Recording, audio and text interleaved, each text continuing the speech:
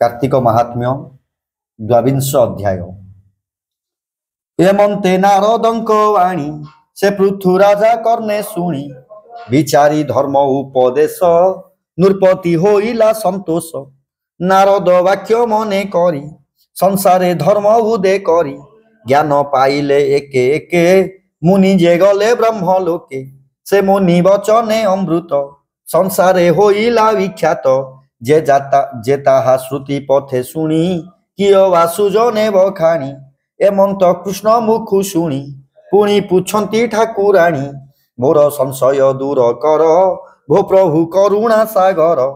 कलह नामे जे नारी से स्वामी द्रोही पाप करी बने पिशाची होइथिला विप्र ताहांकु धर्म देला। से धर्मे होइला मुकत एथकु पुछई एमंत जे बण स्त्री मूर्ख पणे न सेवे स्वामीर चरणे। उत्तम कथा न शुणई धर्म के ताहा न जानई केही न देवे ताकु धर्म।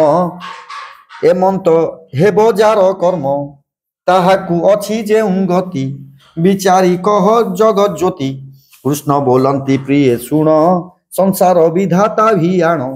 ज्ञान अज्ञान दुई मते विशेष अछंती जगते ताहांक पाप पुण्य फल दिनकु दिन करी ठूल। विधाता देउ अछि बांटी जाहाकु जाहा कर्मे घटी ताहा कहिबा विधि मते। हे प्रिय शुण एक चिते संसार चारि धर्म सार से जे अत्यंत प्रिय मोर। वृक्षंक मध्यरे तुलसी तिथि रे व्रत एकादशी क्षेत्र द्वारका पुर स्थान मासे कार्तिक विद्यमान।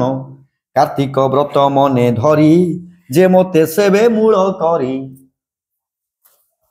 तार दुर्गति दूरे जाई एके से अंते मोते पाई। से पूर्ण थाई तार संगे पाप न रहे तार अंगे से ही लभई मुख्य गति एथि उतारु शुण सती।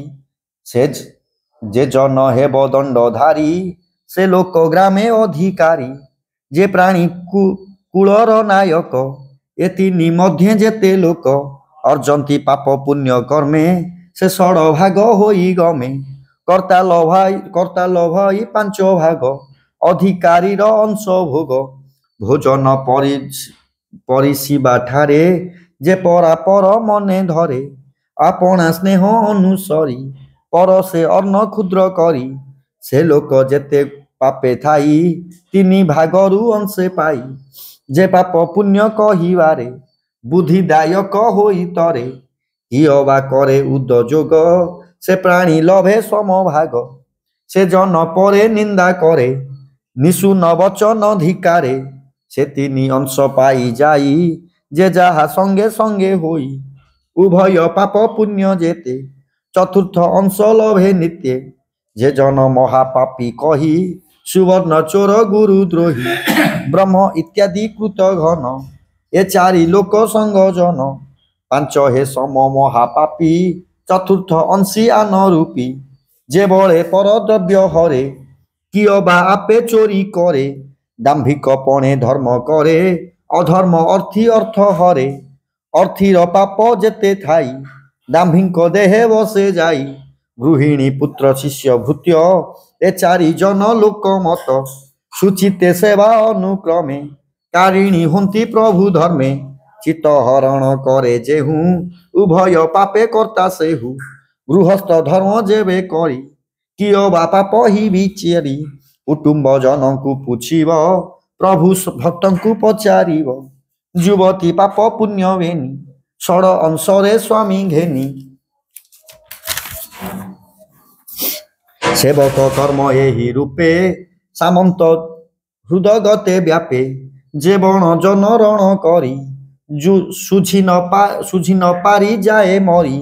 से धर्म अर्जी थाए जेते साधुता द्रव्य अनुगते खातक तहु धर्म पाई जम करणे बुझी देई।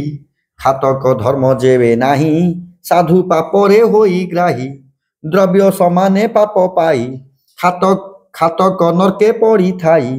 जे इष्ट अर्थे मागी द्रव्य आणी गाहिज्य करे स्वर्ग दाता लभई जेवा धर्म जेबे ता थाई पाप कर्म ग्राह्य अंगारे अंगरे बसे जाई कहती प्रभु भावग्राही एमंत पाप पुण्य जेते संसारे हेउ थाई नित्य एक आरेक कर्म मेंटी विधाता देउ अछि वांटी केवल कला कर्म सार आपणे देले पाई पाई पार जेबे लभिब पुण्य जस विकले आत्मा कले नाश एही प्रकारे पाप पुण्य घेनी संसारे जन माने आरोही कर्ममय रथ रथे स्वर्ग नरक बेनी पथे प्राणी हुअंती आत्मजात कहती वसुदेव सुत साधु असाधु संग फले गत अगात काले काले प्राणी हुअंती आत्मजात